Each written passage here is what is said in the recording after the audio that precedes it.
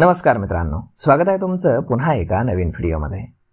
मित्रांनो, एकीकडे Elon Musk आणि अमेरिकेचे राष्ट्राध्यक्ष डोनाल्ड ट्रम्प यांच्यामध्ये जोरदार वाद सुरू असताना दुसरीकडे भारतामध्ये मस्क यांच्या सॅटेलाइट इंटरनेट स्टारलिंकला लायसन्स मिळाले।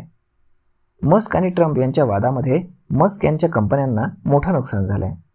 हा वाद आता पराकोटीला गेला असून तो कोणतं टोक गाठतो याकडे आता पूर्ण जगाचं लक्ष लागलंय। दोघेही एकासारख्याच स्वभावाचे आहेत, यामुळे माघार घेण्याची शक्यता फारच कमी आहे।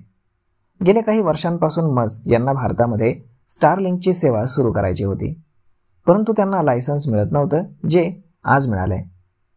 भारतीय टेलिकॉम मिनिस्ट्रीकडनं मस्क यांच्या कंपनीला हे लायसन्स मिळाले। यापूर्वी जिओ आणि वन वेबला सॅटेलाइट इंटरनेट पुरवण्याचे लायसन्स मिळालेलं होतं आणि आता असं लायसन्स मिळवणारी मस्क यांची ही तिसरी कंपनी ठरली आहे। केंद्रीय मंत्री ज्योतिरादित्य सिंधिया यांनी नुकतेच हे संकेत दिले होते। दुर्गम भागामध्ये आपण वायर टाकू शकत नाही किंवा टॉवर बसवू शकत नाही, यामुळे उपग्रह कनेक्टिव्हिटी खूप महत्त्वाची आहे, असे देखील शिंदे यांनी म्हटलं होतं।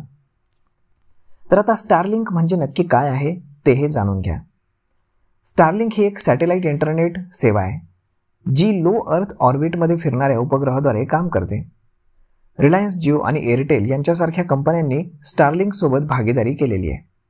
स्टारलिंक लवकरच भारतामध्ये सॅटेलाइट इंटरनेट सेवा सुरू करू शकतं।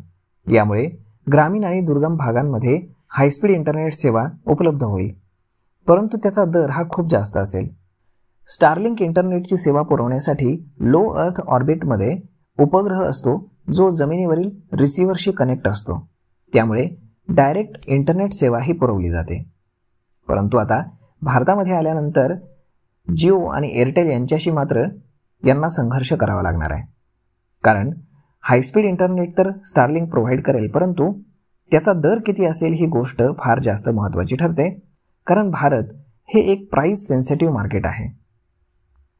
तर मग पाहूयात की येणाऱ्या काही काळात काय होतं ते। तोपर्यंत ही माहिती, हा व्हिडिओ तुम्हाला कसा वाटला हे तुम्ही आम्हाला कमेंट करून नक्कीच सांगा। आणि जर आवडला असेल तर आपल्या जवळच्या मित्रमंडळींसोबत देखील हा व्हिडिओ तुम्ही शेअर करायला विसरू नका। धन्यवाद।